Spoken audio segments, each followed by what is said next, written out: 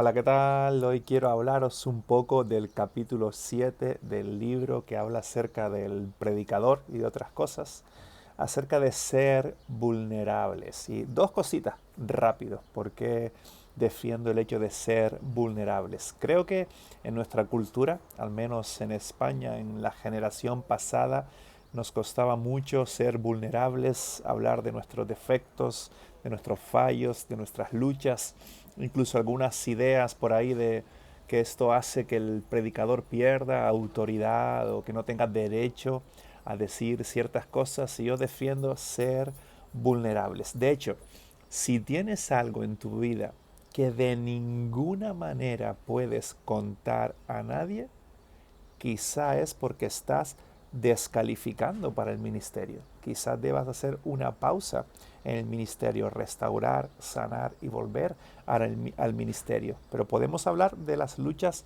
naturales que todos tenemos en el día a día, porque si tenemos los pies en este mundo es porque tenemos luchas. El pastor con más experiencia y más piedad y la persona que acaba de conocer a Jesús tenemos luchas. Dos motivos, rápido.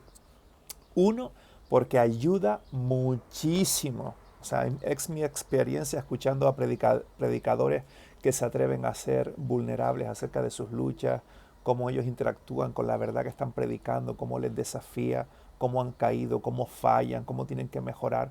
Sí, luchas, vulnerabilidad. Me ayuda a conectar con el predicador, porque implícitamente, cuando hablas de tus luchas, con la verdad que estás exponiendo, estás diciendo que necesitamos esa verdad, porque tenemos deficiencias en cuanto a esa verdad. Entonces, por ejemplo, si yo estoy hablando de la fe y hablo de cómo en situaciones experimento miedo, hablo de cómo en situaciones experimento inseguridad, ansiedad, y estoy hablando de la fe, de la confianza, de motivos fuertes y razones fuertes que tenemos para poder confiar en Dios, pero hablo de mis luchas, de mi propia debilidad y cuento alguna historia, algún testimonio acerca de mi propia debilidad. Estoy diciendo implícitamente, necesitamos escuchar lo que estoy predicando, porque yo mismo necesito aplicar esta verdad, recordar esta verdad, confiar y creer en esta verdad, en que Jesús es mejor, en que se puede confiar en Él, en que Dios es confiable. Entonces, primer motivo, ayuda mucho a que la gente entienda que lo que estás predicando es relevante, lo necesitamos, es aplicable, es necesario. Entonces, no sé, en un mundo ideal para mí contaría varias historias, como testimonios de cómo lucho con eso. Y no hablo tanto de victorias, ¿vale? Porque nos encanta hablar de y edulcorar y adornar nuestras historias para sonar muy victoriosos y que estamos a tope con eso que estamos predicando. Puedes hablar alguna vez de alguna victoria si eso anima, pero el tono general es de tus debilidades, ser vulnerable en cuanto a tus debilidades, en cuanto a cómo luchas con esas verdades, si son cosas que no te descalifican para el ministerio, porque si estás continuamente por el suelo, en pecado todo el tiempo y viviendo en pecado cada día, descalificas y no deberías estar predicando, pero luchas tenemos todos. Segundo motivo, ser vulnerable ayuda a la gente a que conozca quién realmente eres y que conozcan y que se den cuenta, porque a veces nos despistamos que los que están en el púlpito, los que están pastoreando, los que llevan décadas quizá en el ministerio, son personas de carne y hueso, son pecadores y necesitan un Salvador. Entonces, ¿cuál es el segundo punto? Enseñas a la gente a no confiar en ti. Aunque seas una persona confiable porque tiene cierta piedad o lo que sea, pero enseñas a la gente a, en última instancia, confiar en Jesús. Les estás diciendo, yo no soy el Mesías que necesitas. Quizá algún día voy a fallarte, posiblemente voy a fallarte. Necesitas un Mesías, necesitas un Salvador y no soy yo, es Jesús. El mismo Jesús en el que yo necesito confiar y una y otra vez ir arrepentido y volver a creer en Él, confiar en su diseño, confiar en su estilo de vida, en sus mandamientos. El mismo Jesús que yo necesito, lo necesitas tú.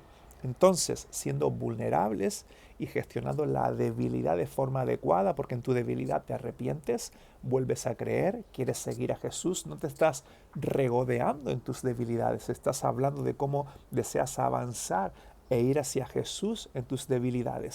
Entonces, modelas para la gente, modelas para las personas a las que predicas que hay un Mesías, que hay un Jesús, que hay un Salvador, que hay alguien que necesitamos, que no eres tú, sino que estás modelando para ellos que necesitamos correr una y otra vez a este Jesús, que Jesús aún está trabajando en nosotros, que tenemos que seguir creyendo en Él, tenemos que seguir confiando. Por eso el Evangelio es para cada segundo de nuestra vida, porque una y otra vez nos equivocamos, no confiamos en su diseño, nos arrepentimos, volvemos a mirar a Jesús, volvemos a confiar en Él, y la vida de fe es una vida que se vive cada segundo de la vida. Así que estas dos cosas: uno, muestras lo relevante que es lo que estás enseñando porque aplica a tu propia vida, entonces es importante, tiene sentido, es aplicable, no es una teoría abstracta, sino aplica a tu propia vida, les enseñas que aplica a su vida y conectas con su corazón, conectas con sus propias situaciones. Este es el primer punto. El segundo punto, les señalas al Salvador, les estás diciendo,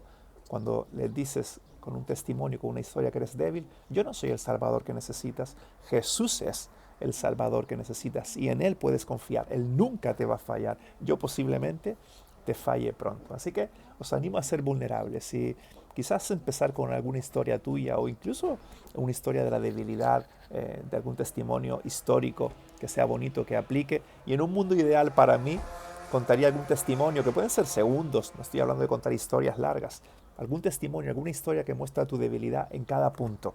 Mínimo en cada predicación tengo que tener una o dos historias en las que expongo mi corazón con valentía. Y esto es así porque tenemos que estar seguros en nuestra identidad. Nuestra identidad no está en nuestro rendimiento, en tener que proyectar un tipo de justicia.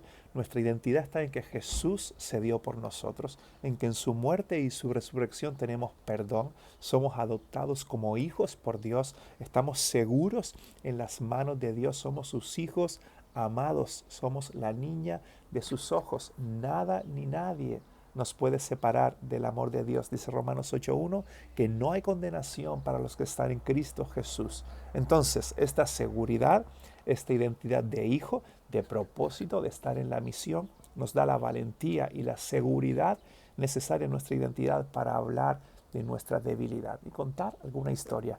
Estás desarrollando un punto y dices, la semana pasada o el año pasado, ahí una lucha, cómo estás sufriendo el miedo, cómo faltaste el respeto a alguien, quizás le gritaste a tu hijo, estás hablando de cómo amarnos, cómo cuidarnos y caes, pero quieres seguir adelante y hablas de tus debilidades. Perdón, las historias ayudan a la gente a entender de qué estás hablando y cuando son tus historias acerca de tus debilidades, conectan con el corazón y conectan a la gente con la verdad que estás predicando y en última instancia, repito, les recuerda que tú no eres el Salvador, que Jesús es Dios, Jesús es el Salvador y Jesús es la persona, el ser extraordinario, Dios mismo a quien todos necesitamos. Así que atrévete a ser vulnerable cuando hablas a otros de las verdades de Dios. Nos vemos.